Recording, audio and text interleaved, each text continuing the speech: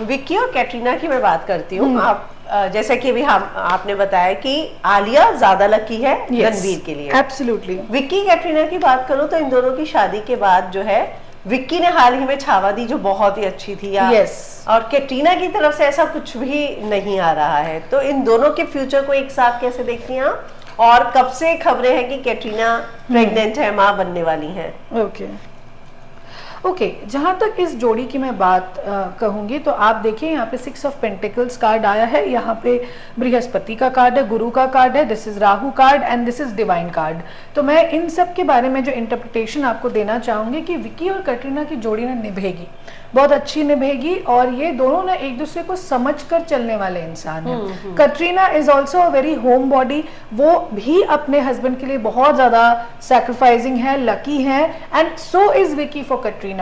अब कैटरीना का मुझे जो दिखता है ना कि वो बिजनेस वगैरह में ज्यादा अच्छा करेंगी and at the same time बीच बीच में वो आती रहेंगी, ऐसा नहीं कि हर career has ended, but at the same time Vicky का ज्यादा अच्छा रहेगा। If you ask me, both are lucky for each other. यहाँ पे कैटरीना जी का जो ओहदा है, हैसियत है, money wise she is going to do very well, she is doing very well and at the same time Vicky को ज्यादा बूस्ट मिलेगा। विक्की का भी करियर मुझे 6-7 साल तक तो बहुत अच्छा दिखता है। इतना मैं बता सकती हूँ आपको, क्योंकि दशाएं चेंज होती हैं, लेकिन 6-7 साल तक बहुत अच्छा दिखता है। प्रेगनेंसी का योग है, लेकिन प्रेगनेंसी में मुझे कुछ डिफिकल्टीज भी आते हुए दिखती हैं, इन द सेंस दैट उनको ये दोनों, अगर मैं गलत नहीं हूँ तो ये दोनों का नंबर 7 या 4 होना चाहिए न्यूमरोलॉजिकली।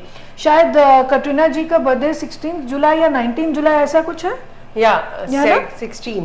16 जुलाई। और मेरे को लगता है कि विक्की जी का भी 16 या ऐसा ही नंबर है, दोनों ही 7 नंबर वाले हैं। तो ये दोनों जितना स्पिरिचुअल रहेंगे, क्योंकि 7 नंबर है केतु का नंबर, जितना वो स्पिरिचुअल रहेंगे ना, चीजें वो अपने आप मैनिफेस्ट कर पाएंगे।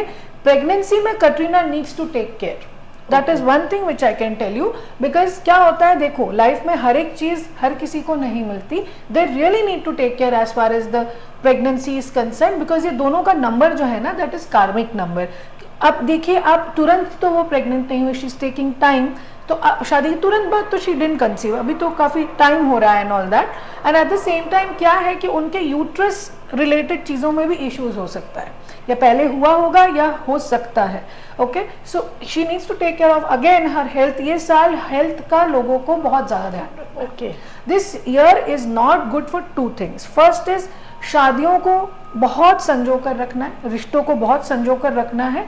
जितना, ये तो हर चीज का एक रामबाण सोल्यूशन है कि जितना स्पिरिचुअल हो, स्पिरिचुअल रेमेडीज कर रहे हो, और ये सब ना लोग करते भी हैं, चाहे उसका जिक्र करें या ना करें, किसी ना किसी पर्टिकुलर चीज को ये मानते जरूर है।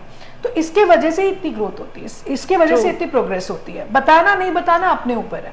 Okay, but at the same time मैं यही कहूंगी कि Vicky Kaushal will continue to do well, Katrina अपने बिजनेस वेंचर्स में ज्यादा अच्छा करेंगी।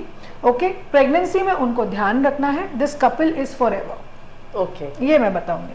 और करियर की जो आपने बात की कि विक्की का आगे 6-7 साल अच्छा है, ब्राइट है। यस, ब्राइट है। यस।